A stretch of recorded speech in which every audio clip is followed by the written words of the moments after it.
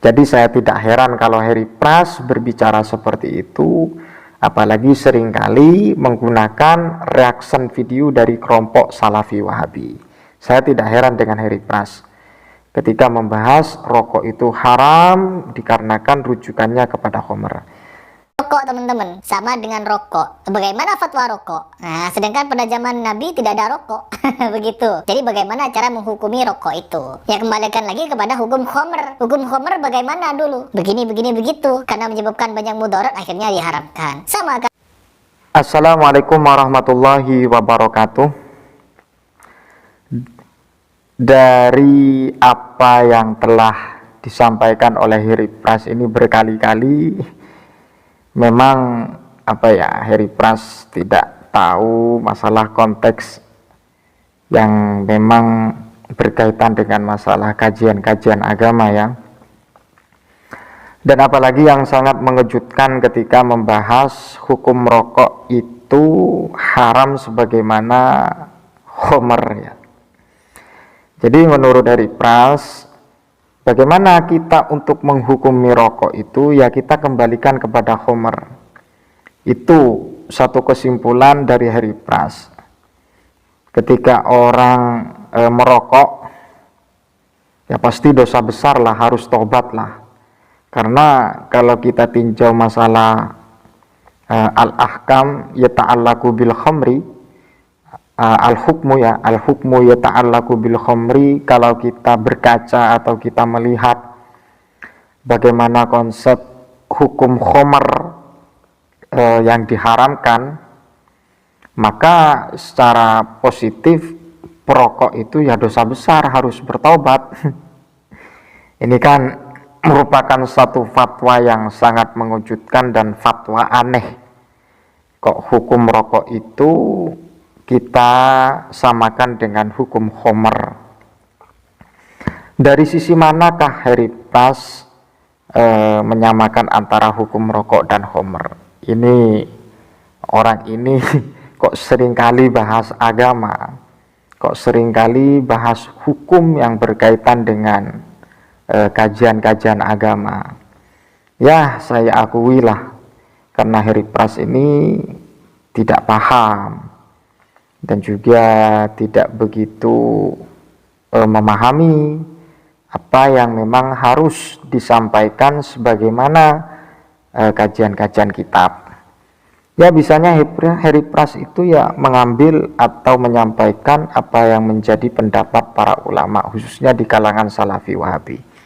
Mari kita buktikan apakah benar hukum rokok itu kita kembalikan kepada khomer.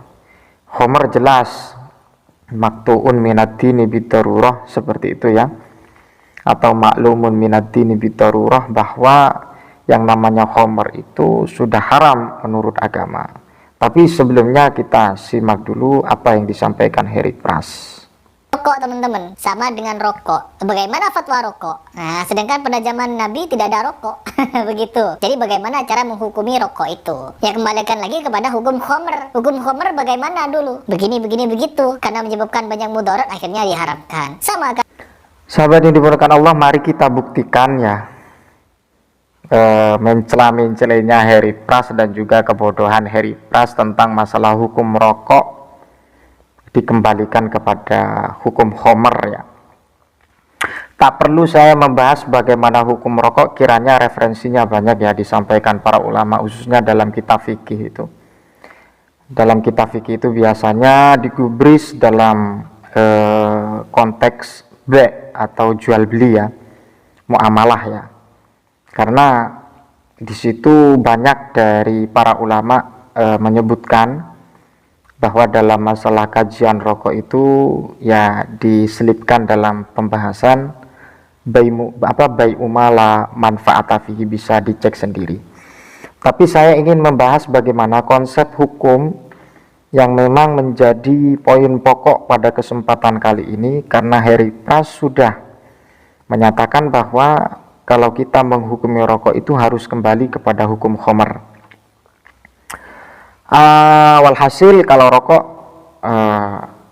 para ulama ada khilafiyah atau ada ikhtilaful ulama. Jadi seperti itu tak perlu kita soalkan. Yang menjadi persoalan adalah bagaimana kita menyikapi apa yang disampaikan Harry Pras terkait dengan masalah khamar itu sendiri.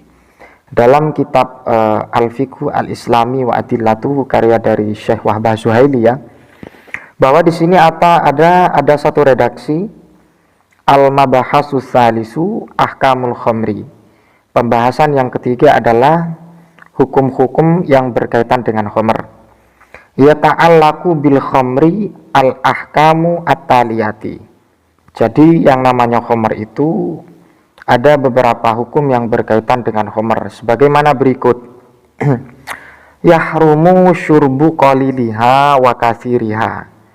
Bahwa haram mengkonsumsi atau meminum khamr baik sedikit ataupun banyak. Illa inda darurati, kecuali dalam keadaan daruratnya. Ya, kita tidak mau membahas ketika dalam keadaan daruratnya, karena darurat itu ya harus cepat-cepat menggunakan alternatif. Jadi keharaman khamr di sini ternyata ada dasar dan juga ada landasannya atau ada alasannya. Yahrumu syurbu qaliliha wa katsiriha illa inda darurati li'annaha muharramatul aini.